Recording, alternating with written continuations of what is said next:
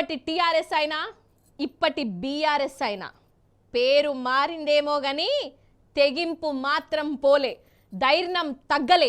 గులాబీ పార్టీ పుట్టింది పదవుల కోసం కాదు, తెలంగాణ జనం కోసం. ఇది నేను కొత్తగా చెప్పే ముచ్చట కాదుల్లో. పార్టీ పుట్టినప్పటి సంధి లోకమంతా చూస్తూనే ఉన్నది. తెలంగాణ జనానికి ఆపతొస్తే ఎమ్మెల్యే పదవులైనా మంత్రి పదవులైనా కండ్లు మూసి తెరిచే అంతల్నే ఇడిచిపెడతారు. ఇది మన గులాబీ లీడర్ల గొప్పతనం. ఇగో ఇప్పుడు మల్లా మల్కా అసోంటి త్యాగాలకు ముంగట్కొచ్చిర్రు మన లీడర్లు. చూడండి. వారే వా, ఛాలెంజ్ అంటే ఛాలెంజే, సవాల్ అంటే సవాలే పో. మన హరీష్ అన్న సవాలుకు కాంగ్రెస్ వాళ్ళకు నోటి నుంచి మాట తొట్టు.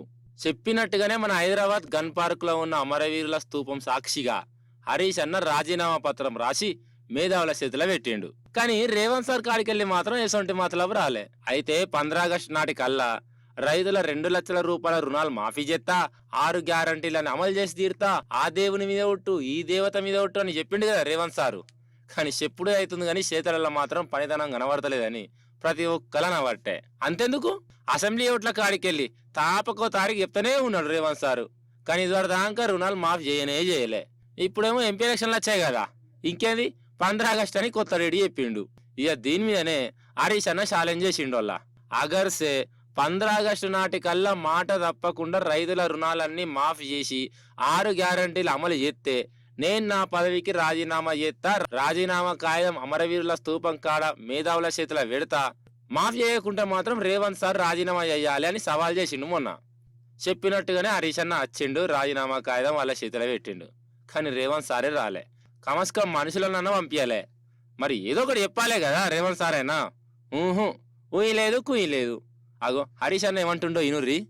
100 రోజుల్లో అమలు చేస్తామన్నాయి.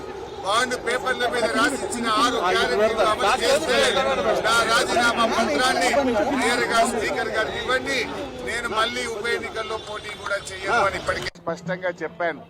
ఒకవేళ 6 గ్యారెంటీలు 2 లక్షల రుణమాఫీ చేయకపోతే మీ రాజీనామాను గవర్నర్ గారికి ఇవ్వడానికి మీరు సిద్ధంగా ఉన్నారా అని నేను అడుగుతా ఉన్నా. మీరు దేవుడి మీద ప్రమాణం చేసి ఒట్లు పెట్టుకొని బాండ్ పేపర్ల మీద రాసిచ్చిన హామీలు నిజమే అయితే రాజీనామా చేయడానికి ఎందుకు వెనకడుగు వేస్తున్నారు? మీరు రాజీనామాకు ముందుకు రావడం లేదంటే ఈ రాష్ట్ర ప్రజల్ని మరొక్కసారి మీరు మోసం చేస్తున్నట్టే లెక్క. ఒకవేళ మీకు రావడానికి ఇబ్బంది ఉంటే మీ పిఏ ద్వారా పంపండి, లేదా మీ స్టాఫ్ ద్వారా పంపండి, మాకు అభ్యంతరం లేదు. కానీ మా ఆశల్లా మా ప్రయత్నం వల్ల ఈ రాష్ట్రంలో ప్రధాన ప్రతిపక్షంగా ప్రజలకిచ్చిన హామీలు అమలు చేయించడమే మా కర్తవ్యం. తెలంగాణ ఉద్యమంలో మా జర్నలిస్టులు మేధావులు అద్భుతంగా పోరాడారు. వాళ్ళ చేతిలోనే నా రాజీనామా లెటర్ పెడుతున్నా. నువ్వు అమలు చేస్తే వాళ్ళు నేరుగా నా లెటర్ను స్పీకర్ గారికి ఇవ్వచ్చు. ఒకవేళ మీరు కూడా పెడితే అది మీ పెద్దరికాన్ని నిలబెట్టది. ఒకవేళ మీరు రాజీనామా లెటర్ ఇవ్వకపోతే అది మీరు మరొక్కసారి దేవుళ్ళ పేరు మీద ఈ రాష్ట్ర ప్రజల్ని మోసం చేస్తారని భావించాల్సి ఉంటుంది. ఇది హరీష్ అన్న మాట. అన్న చెప్పింది కూడా వాస్తవమే కదా నోళ్ళ. గిన్ని ఆఫర్లు ఇచ్చినాక కూడా సీఎం సార్ నుంచి జవాబు రాలేదంటే ఏమనుకోవాలి మరి? ఇప్పుడు మనలో మన మాట. ఇప్పుడు నాకు అనుమానం కుడుతుంది.